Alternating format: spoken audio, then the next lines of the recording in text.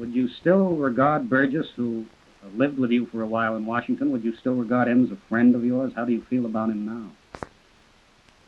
I consider his action deplorable. On the subject of friendship, I prefer to say as little as possible, because it's very complicated.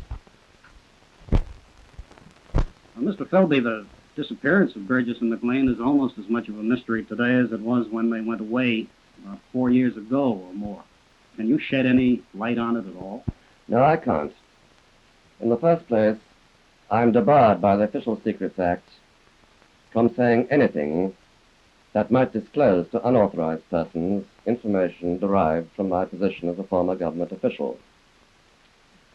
In the second place, the Burgess-Maclean affair has raised issues of great delicacy in the sphere of international affairs.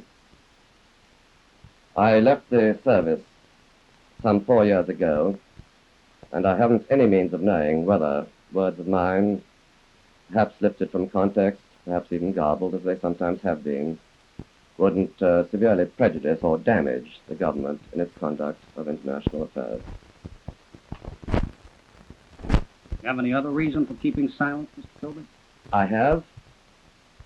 The efficiency of our security services can only be impaired if their organizations and techniques are discussed in public.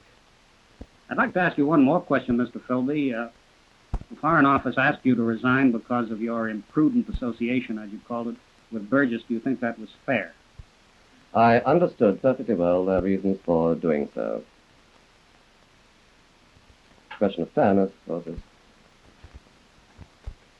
Mr. Philby, Mr. Macmillan, the Foreign Secretary, said there was no evidence that you were the so-called third man who allegedly tipped off Burgess and Maclean. Are you satisfied with that clearance that he gave you? Yes, I am.